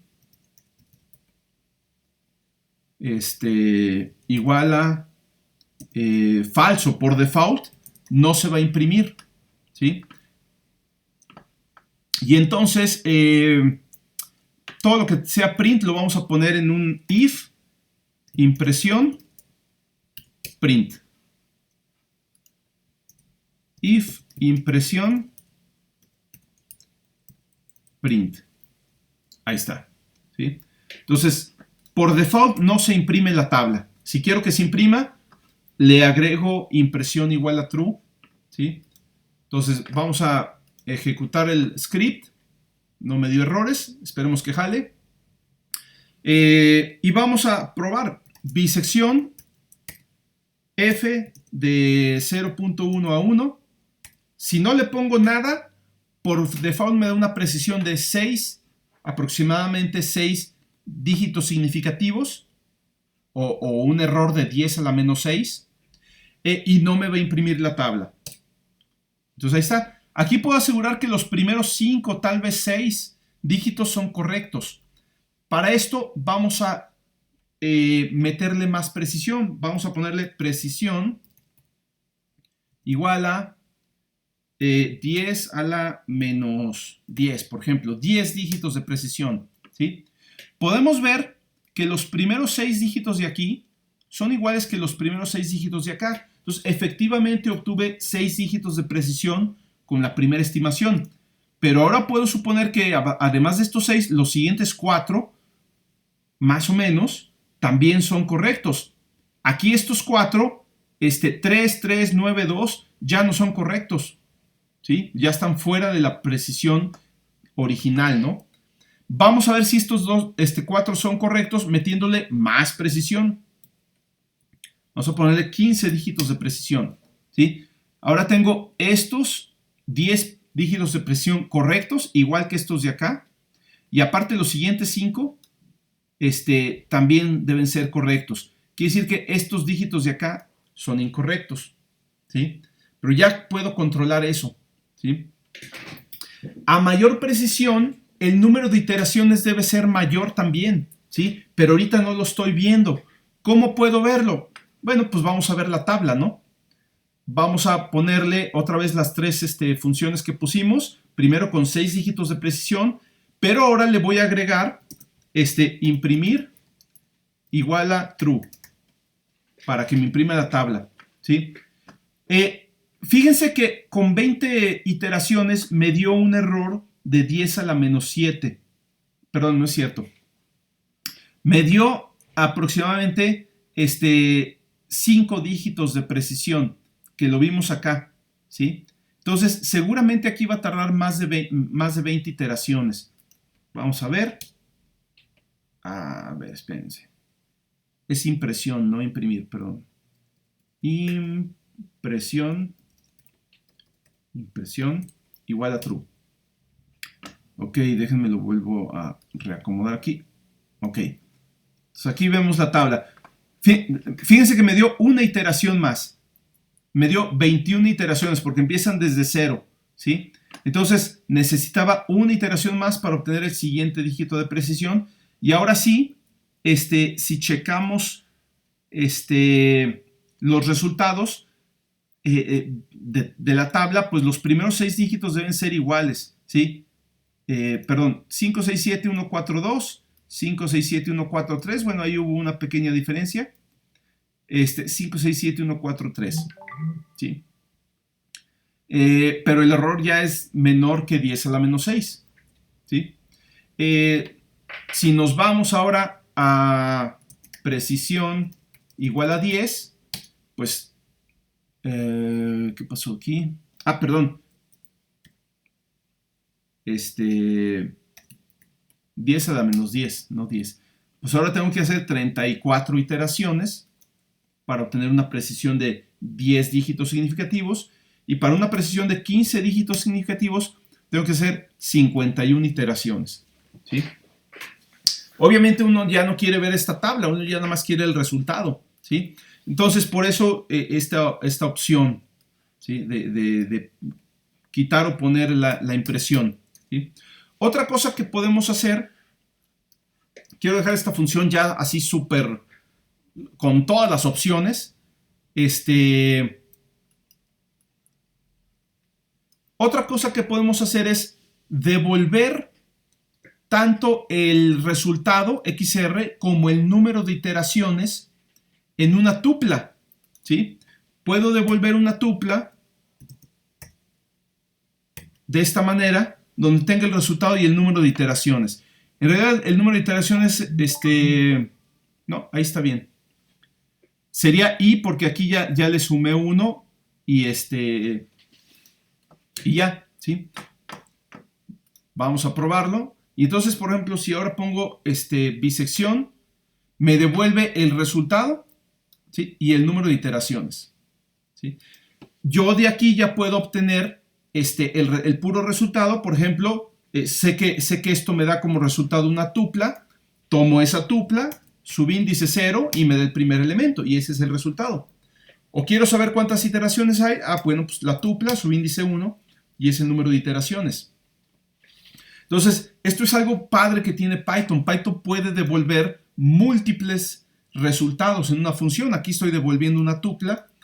Y ya de ahí yo extraigo la parte que yo quiera, ¿no? Entonces,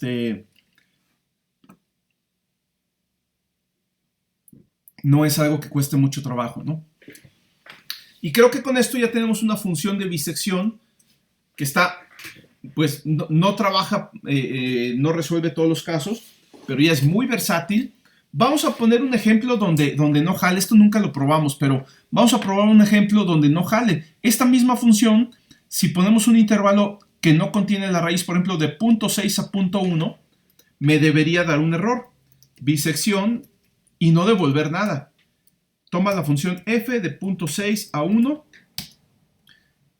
No devuelve nada, no hay un out 27, pero me imprime un error. Error, no hay cambio de signo entre f de a y f de b. ¿Sí? Hay una forma de detectar si la función devuelve algo o no. Puedo devolver el valor non. Non es una palabra reservada de Python que es equivalente a la palabra null en otros lenguajes. O sea, es una referencia que no hace referencia a ningún objeto. Y esto lo puedo detectar yo, o sea, puedo saber si un algoritmo me devuelve non. ¿Sí? Ahorita vamos a ver por qué es mejor hacer esto.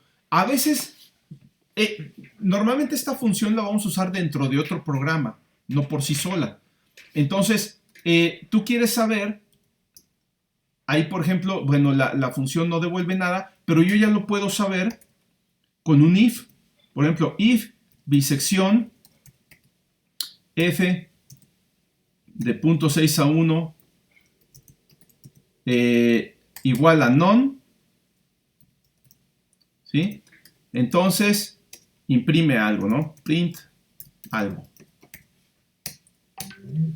Y bueno, aquí detecta que se está imprimiendo algo, entonces esta condición es verdadera. Entonces, en otro programa tengo forma de detectar si la función pudo encontrar o no pudo encontrar la raíz. Y eso es bueno. Y debería poderlo hacer sin tener que imprimir este mensaje. Entonces, este mensaje debería imprimirlo solamente si impresión es verdadero, ¿no?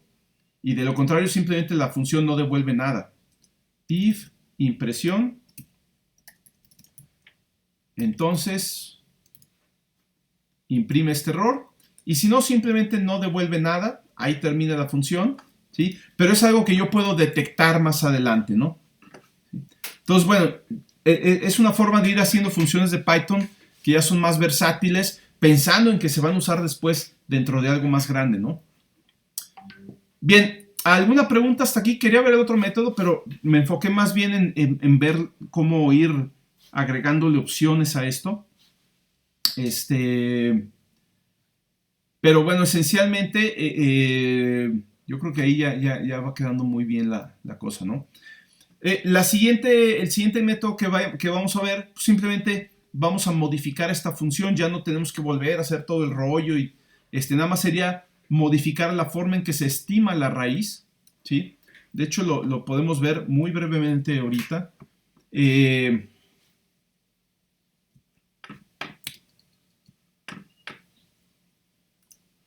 Vamos a ver el método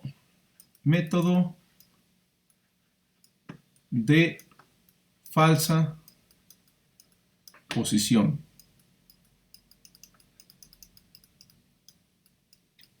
Entonces, la idea aquí es muy similar. Tenemos una función. Vamos a pintar aquí una función de ejemplo. Sabemos que la verdadera raíz está aquí, pero nosotros lo que vamos a proporcionar inicialmente es un intervalo, ¿sí?, que encierra la raíz. Otra vez, un intervalo que va de A a B. Vamos a poner la B por aquí. ¿Sí? Nuevamente tenemos que checar que el intervalo tiene un cambio de signo. En este caso, f de A es positiva, f de B es negativa. ¿Sí? Y vamos a tomar una estimación de la raíz. Ya sabemos que hay raíz porque hay cambio de signo. Entonces vamos a tomar una estimación de la raíz. ¿Sí? En el método de disección, esa estimación era el punto medio entre A y B. Lo que vamos a hacer ahora en falsa posición es trazar una línea, ¿sí?, entre estos dos puntos. ¿Sí? Este es el punto A, f de A. Y este es el punto B, f de B. ¿Sí? Entonces vamos a suponer que trazamos una línea recta. A mí no me va a quedar muy recta, pero esa es una línea recta que pasa por estos dos puntos. Y la estimación que vamos a tomar es esta recta en donde atraviesa el eje de las X. Dicho de otra forma, yo voy a aproximar la función con una recta y calcular la raíz de la recta, que es una función lineal y es muy fácil calcular su raíz. Entonces mi XR va a ser esta. ¿Sí? Ahora, ¿cómo calculo eso? Bueno, para tener una recta necesito, vamos a poner la ecuación de la recta, ¿sí? Y igual a mx más b. ¿Sí? Esta es una forma que creo que se puede usar, pero hay otra forma que es un poco mejor, que es m por x menos a más. Esta b no es la misma de acá. Entonces, déjenme quitar esta b de aquí. Y vamos a ponerle más, no sé, h. ¿Sí? Simplemente para darle un nombre que no sea b. La h se parece a la b, pero no es la b. Entonces, prefiero usar esta forma porque va a ser más fácil calcular tanto m como h. La m es la misma en la forma anterior, ¿sí?, que en esta. Entonces la m sigue siendo la pendiente de la recta. Y la pendiente es muy fácil de calcular. Es algo que ustedes ya saben de geometría analítica, ¿sí? Básicamente sería, digamos, y2 menos y1 entre x2 menos x1. Pero y2 y y1 son f de b y f de a. Entonces la m es f de b menos f de a entre b menos a. ¿Sí?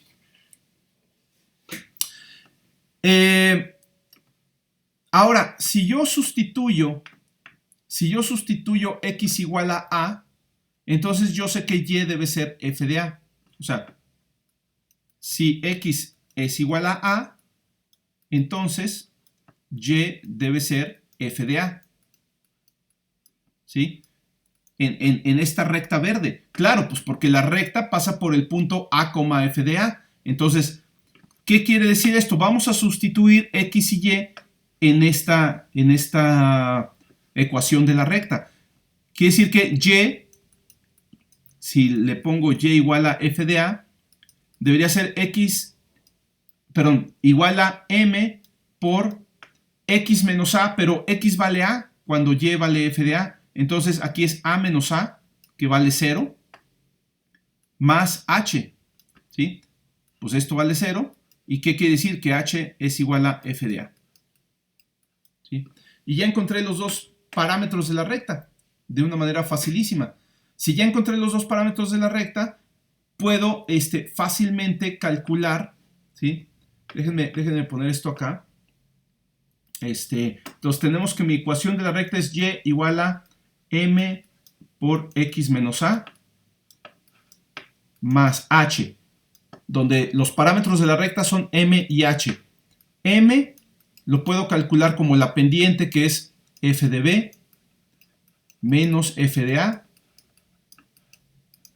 entre b menos a, como cualquier recta así que nos enseñaron en prepa, ¿no? Y en geometría analítica. Mientras que si sustituyo el punto a, f de a en esta recta, llego a que h es f de a. ¿Sí? Y entonces, bueno, como h es f de a, vamos a reemplazar m y h en esta recta. Perdón. Entonces, esta ecuación se convierte en y igual a m, que es f de b menos f de a, entre, me quedó muy feo este paréntesis, entre b menos a, ¿sí? Por x menos a, más h, que es f de a. ¿Sí? Ahora, a mí me interesa encontrar el valor de x. Yo lo que quiero es encontrar la raíz de la recta. O sea, yo estoy reemplazando la función roja, la función f de x, la estoy reemplazando por esta función verde que es una recta, y en vez de encontrar la raíz de la función roja, voy a encontrar la raíz de la función verde, ¿sí? Que es mucho más fácil de encontrar, porque lo único que tengo que hacer es suponer que y vale 0 y encontrar el valor de x correspondiente a y igual a 0. Y es muy fácil porque aquí x aparece de forma lineal, ¿sí? Y lo puedo despejar bien fácil. Entonces, primero, para despejar x, lo que voy a hacer es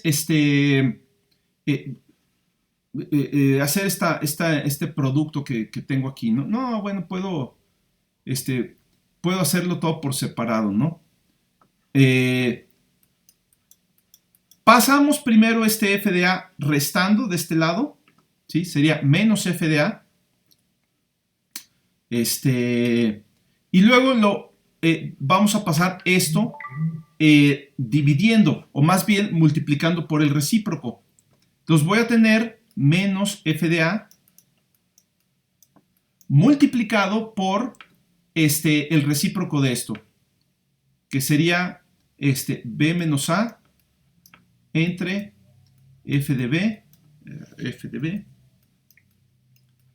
menos f de a. ¿Sí? Y eso me despeja x menos a. Pues ya nada más este a lo paso sumando al otro lado, ¿sí? Y ya despejé x. Entonces, esta sería mi estimación de la raíz xr, ¿sí? O sea, como una primera estimación, ¿sí? Bien, hay diferentes formas de calcularlo, ¿sí? Aquí hay otra manera, ¿sí? Aquí básicamente se invierten las A's y las B's, básicamente. Si se fijan, aquí tenemos f de a y aquí tenemos f de b multiplicado por b menos a entre f de b menos f de a multiplicado por a menos b entre f de a menos f de b. O sea, volteé el orden de las, de las A's y las B's aquí. Pero no pasa nada porque la pendiente es la misma. O sea, si yo volteo el orden de cambia de signo. Y si volteo el orden de cambia de signo. Pero si cambio de signo el numerador y el denominador, pues el resultado de la división es el mismo. ¿Sí? Porque básicamente es multiplicar arriba y abajo por menos 1. Pues estoy multiplicando a fin de cuentas por 1. Entonces, esto que tengo aquí resaltado es exactamente la misma pendiente que lo que está acá. ¿Sí? Mientras que lo que está acá es a partir de B me voy hacia atrás, ¿sí? A lo largo de la pendiente. Aquí estoy seguro que debería ser un más, no sé por qué. Déjenme checar.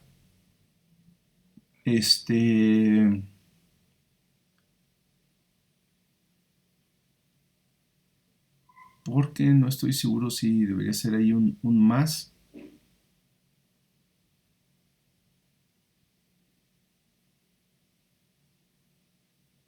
No, posiblemente da lo mismo.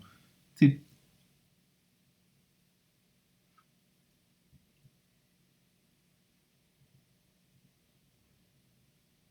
Según yo sí debería ser aquí un más.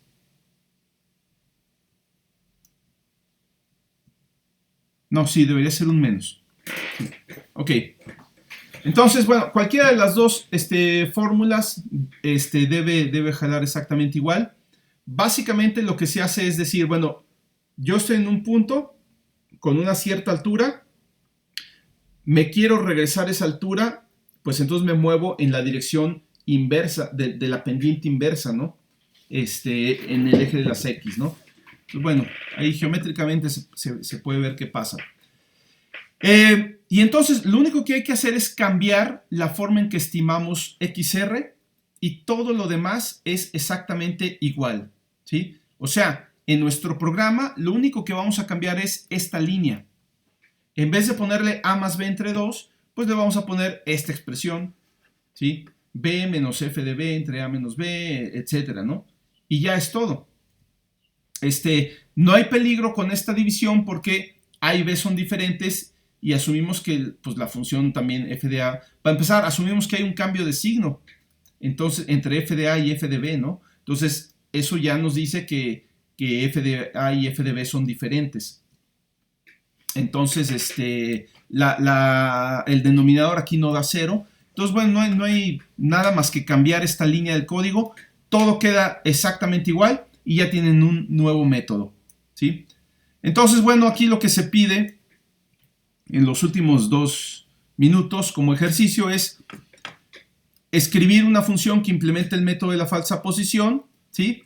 Básicamente copiando la función de bisección para tener una nueva función y modificando las partes que sean necesarias, que es una sola línea, la línea donde se estima el valor de XR, ¿sí? Este número 2 ya lo hicimos, ya tenemos que las funciones devuelven, en este caso una tupla, con el número de iteraciones ahí integrado, ¿no?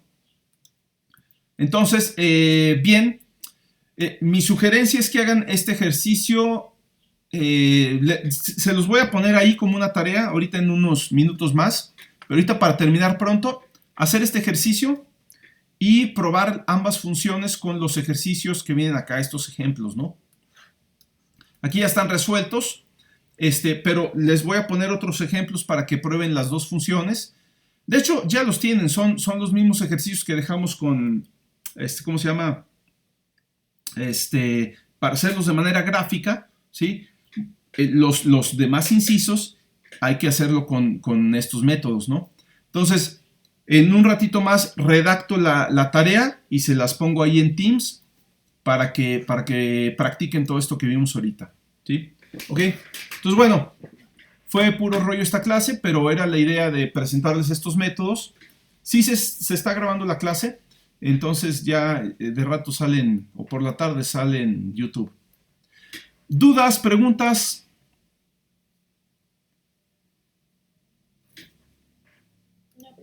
¿No?